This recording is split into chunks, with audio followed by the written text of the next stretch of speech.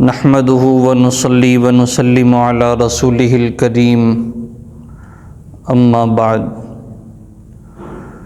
محترم ناظرین کرام، السلام علیکم ورحمۃ اللہ وبرکاتہ۔ آج کی نشست میں ایک مسئلے کی وضاحت مقصود ہے کہ اگر کوئی لڑکا کسی لڑکی سے اس نظریے سے تعلق رکھتا ہے، رابطہ رکھتا ہے، بات چیت کرتا ہے کہ کل کو میں نے اس کے ساتھ زندگی بتانی ہے اور زندگی کا سفر اس کے ساتھ گزارنا ہے، تو اس سفر کے گزارنے کے لیے ہم سفر کا ہم مزاج ہونا بڑا ضروری ہے۔ اور جب ہم مزاج ہونا ضروری ہے تو کیوں نہ پہلے سے میسیجز کے ذریعے سے، ویڈیو کالز کے ذریعے سے، یہ جو بھی ذرائع میسر ہیں ان کے ذریعے سے نکاح سے پہلے رابطہ رکھا جائے، اور تاکہ ہمیں پتہ لگے کہ ہمارے ہم سفر کا مزاج، اس کی طبیعت کس طرح کی ہے۔ چنانچہ یہ نظریہ بنا کر، یہ سوچ رکھ کے کسی لڑکی سے تعلق رکھنا کیسا ہے۔ یاد رکھیں، جو ایماندار ہے، جس کے زبان پہ کلمہ لا الہ الا اللہ محمد الرسول اللہ، اور جس کے دل میں اپنے اللہ پر ایمان و یقین مضبوط ہے کہ دنیا اور دنیا کے سارے کام کرنے والی ذات وہ صرف اللہ کی ذات ہے، میرے چاہنے سے کچھ نہیں ہوتا، میری سوچ سے، میرے نظریے سے کچھ نہیں ہوتا، بلکہ کرنے والی ذات اللہ کی ذات ہے، جو ہوگا میرے حق میں اللہ کی جانب سے وہ بہتر ہوگا۔ جو شخص، جو لڑکا جس کا ایمان یہ ہو، جس کا نظریہ یہ ہو، وہ شخص کبھی بھی نقصان نہیں کھا سکتا۔ اللہ رب العزت انسان سے، مومن سے اس کے دماغ اور نظریے کے مطابق معاملہ فرماتے ہیں۔ اگر بھروسہ اللہ پہ کیا اور اس طرح کے چونچلوں سے اپنے آپ کو بچائے رکھا اور معاملہ اللہ پہ چھوڑ دیا، تو انشاءاللہ اللہ سے قوی امید ہے کہ اللہ رب العزت کی دربار وہ دربار ہے کہ جس دربار سے کبھی بے وفائی نہیں ملتی، جس دربار سے کبھی نقصان نہیں ہوتا، جس دربار کا مجاور کبھی خسارے میں نہیں آتا، جس کو ملا ہے سب اسی کے در سے ملا ہے۔ یہ اسی کا فیض ہے کہ اسی کے فیض سے زمین میں اپنے بھی کھا رہے ہیں، پرائے بھی اس کے خزانوں سے کھا رہے ہیں۔ وہ اپنوں کو بھی نوازتا ہے اور بیگانوں کو بھی نوازتا ہے، اس کے در سے کوئی قسم کا فرق نظر نہیں آتا۔ تو جو اس پر ایمان رکھتا ہو، جو اپنے معاملے کو اس اللہ پر چھوڑ دے، وہ کیسے نقصان کھا سکتا ہے؟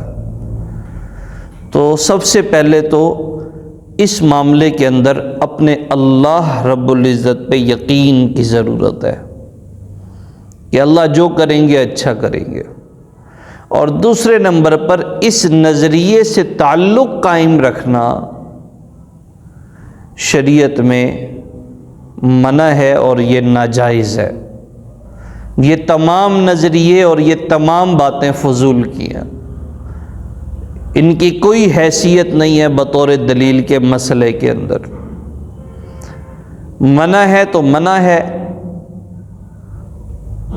اصل میں اللہ بھی تو یہ دیکھنا چاہتے ہیں کہ میری کون مانتا ہے، ہمارے کہنے پر کون چلتا ہے، کیا اس کی نظر، اس کا یقین اپنے دماغ پہ ہے یا ہمارے اوپر ایمان، ہمارے اوپر بھروسہ رکھا ہوا ہے۔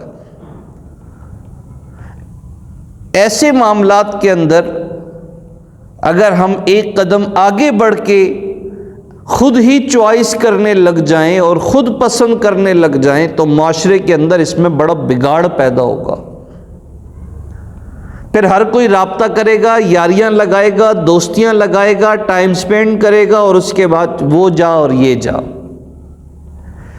ایمان والے کی دنیا میں خواہشات کبھی پوری نہیں ہوتی۔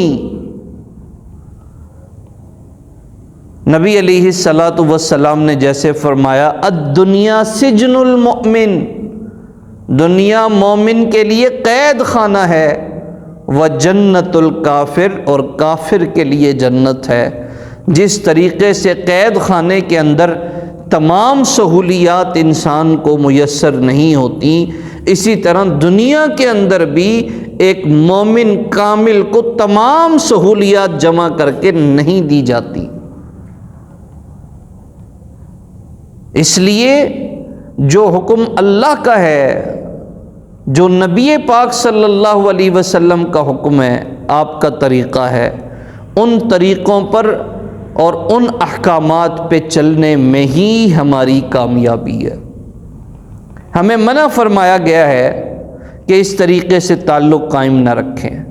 نامحرم ہے وہ نامحرم ہے، نامحرم کو محرم بنانے والی، حرام کو حلال بنانے والی، ناجائز کو جائز چیز بنانے والی وہ صرف نکاح ہے کہ جب نکاح ہو جائے اس کے بعد اختیار ہے کہ آپ جس طریقے سے چاہے۔ پھر فرمایا نساؤکم حرث لکم، تمہاری عورتیں تمہاری کھیتیاں ہیں، فاتوا حرثکم انا شئتم، جہاں سے چاہو اپنی کھیتیوں کی طرف آؤ۔ اس کے بعد کلام کی ممانعت نہیں ہے، اس کے بعد وہ تمام تعلقات جو ابھی شادی سے پہلے محبت کے نام پر کیے جا رہے ہیں وہ سب کے سب جائز ہیں، لیکن نکاح کے بعد، اللہ پہ توکل کے بعد، اللہ پہ ایمان کے بعد، اللہ پہ یقین کے بعد دیکھ بھال کرنا، سوچ سمجھ کے فیصلہ کرنا، اس کے لیے عقل دی گئی ہے۔ لیکن تمام حدود کو کراس کر کے یہ سمجھنا کہ تعلق رکھیں گے تو پتہ چلے گا، بعض دفعہ اچھے بھلے تعلقات رکھ کر بھی پریشانیاں ہوتی ہیں، اور بعض دفعہ کوئی تعلق نہیں تھا، والدین کی رضامندی میں آئے، اپنے بزرگوں بڑوں کے اعتماد میں آئے، رشتے ہوئے، اور الحمدللہ خوشحال و آباد زندگیاں بسر کر رہے ہیں۔ تو لہٰذا اس طریقے سے، اس سوچ سے نامحرمات سے گفتگو کرنا، تعلق رکھنا، بات کرنا ناجائز اور حرام ہے۔